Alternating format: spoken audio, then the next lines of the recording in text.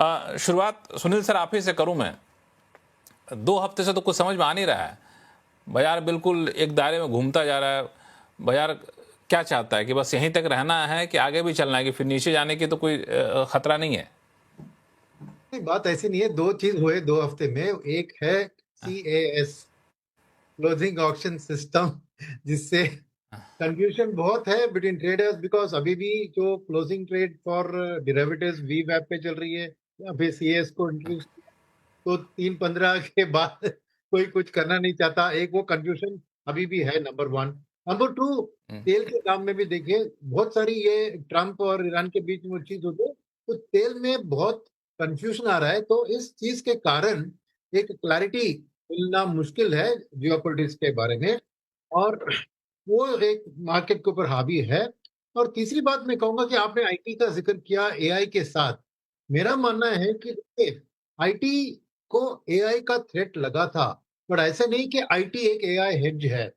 Indian market एक AI हेड्ज है, because Indian market में AI का कुछ ज्यादा रिप्रेजेंटेशन नहीं है। ओवरऑल इंडियन मार्केट एक AI हेड्ज है। अगर IT सेक्टर का अपनी तरफ से एक वैल्यू करेक्शन हो गया था, तो एक बाउंस बैक दिखा था। It has nothing to do with AI। तो इसलिए लोग उससे जुड़ रहे हैं ना कि AI में करेक्शन होगा तो IT चलेगी, AI में नहीं होगा तो नहीं चलो।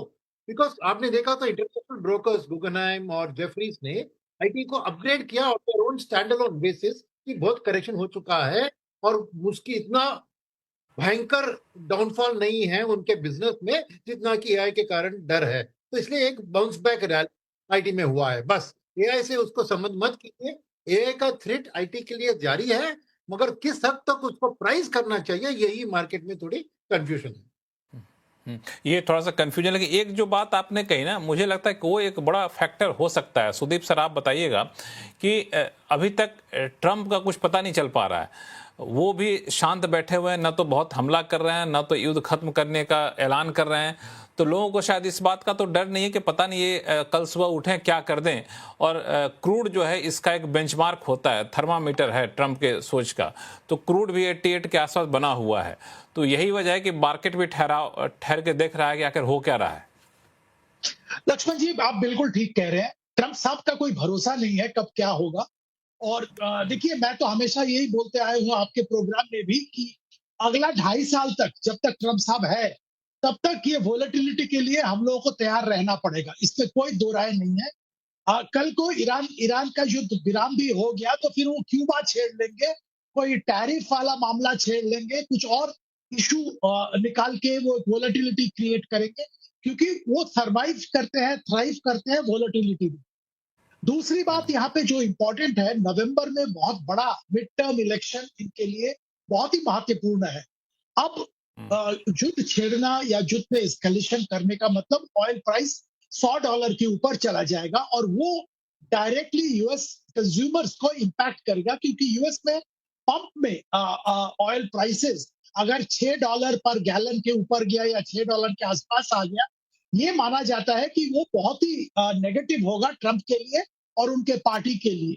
तो शायद कहीं ना कहीं उनके मन में भी ये है, इसीलिए वो अब एक सिचुएशन पे आ गए हैं जहां पे वो एक निकलने का रास्ता ढूंढ रहे हैं इस जो समस्या है इससे। पर ईरान को भी ये मामला मालूम है, और ईरान भी अपना पॉइंट लेके बैठा हुआ है। वो भी इसको छोड़ नहीं रहा है। तो एक स्टेलमेट सा आ गया है, और ये स्टेलमेट के कारण कच्चे तेल का प्राइस भी एक रेंज में घूम रहा है, और इंडियन मार्केट भी एक रेंज में घूम रहा है। अब देखिए, दुनिया भर के मार्केट ऐसा शायद नहीं है, पर इंडिया का इकोनॉमी, इंडिया का कैपिटल मार्केट ऑयल प्राइस के साथ बहुत क्लोजली रिलेटेड है, क्योंकि इंडियन इकोनॉमी में बहुत बड़ा असर इसका है। तो हम लोगों का मार्केट तो ऑयल प्राइस को ट्रैक करेगा ही। कुछ भी हम सोचे, कुछ भी हम करें, ऑयल प्राइस को इवेंचुअली ट्रैक करेगा।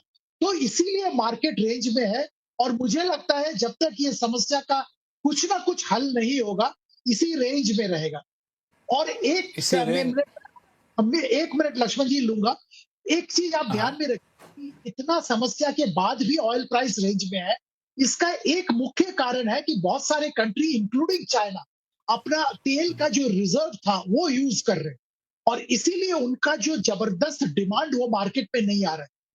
अब आगे चल के जब उनका रिजर्व रिजर्व तेल जो था वो खत्म होगा, या एक लेवल पे वो डिसाइड करेंगे कि रिजर्व से और ड्रॉ नहीं करेंगे और वो मार्केट में आ जाएंगे तेल खरीदने, कच्चा तेल खरीदने, तब एक प्रॉब्लम आ सकता है, क्योंकि तब वापस ऑयल प्राइसेस बढ़ना चालू होगा। दूसरा थ्रेट ये है कि यूएस में सेनेट में जो रशियन क्रूड खरीदने वाले के ऊपर 100% टैरिफ की बात की, अगर ये इंप्लीमेंट कर दिया गया है, इंडिया जिसका कि 50% पिछले महीने अगर आप ध्यान देंगे 50% क्रूड रशिया से आया है, अगर ये बंद कर दिया तो ये इंडिया का डिमांड भी जनरल मार्केट में आ जाएगा और क्रूड प्राइस शूट अप करेगा। तो ये एक बहुत बड़ी समस्या सामने आ सकता है अगर इस पे ध्यान ना रहे। देखिए, इंडियन मार्केट में जिस प्रकार की फ़िलहाल चीज़ें चलती हुई नज़र आ रही है, उसको देखते हुए यही लग रहा है कि बाज़ार में आने वाले दिनों में अच्छे खासे पॉजिटिव संकेत दिखाई दे सकते हैं। इंडियन मार्केट के लिए ख़ास खबर और खुशी की बात यह है कि एफआईज़ की अच्छी खासी हिस्सेदारी अब इंडियन मार्केट में आती हुई नज़र आ रही है। आज भी देखोगे तो करीब 500 करोड़ से ज़्यादा की बाइंग इंडियन मार्केट में आती हुई नज़र आई है। वहीं डीआईआईज़ भी 356 करोड़ की बाइंग की है। पिछले 2 दिनों में ज़रूर थोड़ी सी बिकवाली देखने को मिली थी, लेकिन अब फिर से धीरे धीरे बाइंग आना स्टार्ट हुई है। लगातार इतने दिनों बाइंग, ये पहला ऐसा महीना है जहां पे धीरे धीरे बाइंग आना स्टार्ट हुई है। अब एफआईज भी जान चुके हैं कि कोरिया की मार्केट में तो उन्होंने देख लिया कि 10% की एक दिन में गिरावट आती हुई नज़र आई थी, तो इससे उनका पैसा कहीं ना कहीं डूबता हुआ नज़र आया था। तो अब वो एक ऐसी मार्केट की तलाश में हैं जहाँ पे उनका पैसा बनता हुआ नज़र आए। देखिए, एफआईज को इस बात से मतलब नहीं है कि बाज़ार कहाँ पे हैं, उनको बस इस बात से मतलब है कि उनका पैसा बनना चाहिए। यदि मार्केट 30,000 पे भी रहता, एफआईज को ये रहता कि इंडियन मार्केट में पैसे बनेंगे तो वो 30,000 के लेवलों पे भी लगा सकते थे, लेकिन इस समय पे मार्केट काफ़ी अच्छी जगह पे भी है, ये चीज़ एफआईज भी जानते हैं। और आने वाले दिनों का फ्यूचर भी इंडियन मार्केट के लिए अच्छा हो सकता है, क्योंकि क्वार्टरली नतीजे भी अच्छे खासे पेश होते हुए नज़र आए हैं। फिलहाल आप देखोगे तो मिड कैप में काफ़ी अच्छा तेज़ी का मूड माहौल है।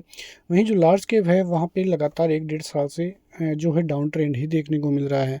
तो हो सकता है आने वाले दिनों में अच्छी खासी तेज़ी इंडियन मार्केट दिखाता हुआ नज़र आए, क्योंकि चीज़ें पहले से धीरे धीरे बेहतर होती हुई नज़र आ रही है। अब देखना होगा कि इंडियन मार्केट किस करवट बैठता है। फिलहाल तो चीज़ें काफ़ी बेहतर ही देखने को मिल रही है। निफ्टी जहाँ पे 24,350 के ऊपर है, मतलब एक रेंज से बाहर तो है, लेकिन बाज़ार में जब तक 24,470 के लेवल्स टूटेंगे नहीं, तब तक कोई बड़ी रैली के संकेत दिखाई नहीं दे रहे हैं। जब 500 का स्तर पार होगा तो 650 और 800, फिर 25,000 की रैली देखने को मिलेगी। और ये रैली बहुत तेज़ी से दिखाई दे, इस बात के भी संकेत बहुत ज़्यादा देखने को मिल रहे हैं। बस संकट की घड़ी ये है कि ग्लोबली संकेत इंडियन मार्केट की तरफ से नेगेटिव है। रुपये में कमजोरी इंडियन मार्केट के लिए वीकनेस है। और कहीं ना कहीं जो टेरिफ की खबरें 100% टेरिफ की, उस बात को भूलना नहीं है, क्योंकि जब भी वो न्यूज़ आएगी तब इंडियन मार्केट की तरफ से काफ़ी नेगेटिव व्यू दिखाई देगा। तो ये सभी चीज़ें इंडियन मार्केट को काफ़ी नेगेटिवली लेकर जा सकती है। और साथ में मानसून की स्थिति, क्योंकि मानसून पिछले कई दिनों में देखें तो स्थिति नेगेटिवली ही दिखाई दी है। और मानसून का अच्छा होना इंडियन मार्केट के लिए काफ़ी पॉजिटिव संकेत थे, लेकिन अब धीरे धीरे इंडियन मार्केट की तरफ से मानसून नॉर्मल होता हुआ नज़र आ रहा है। बुआई ज़रूर हर साल से कम होते हुए नज़र आई है, लेकिन फिर भी एक तरह से देखें तो चीज़ें काफ़ी बेहतर आने वाले दिनों में हो सकती है।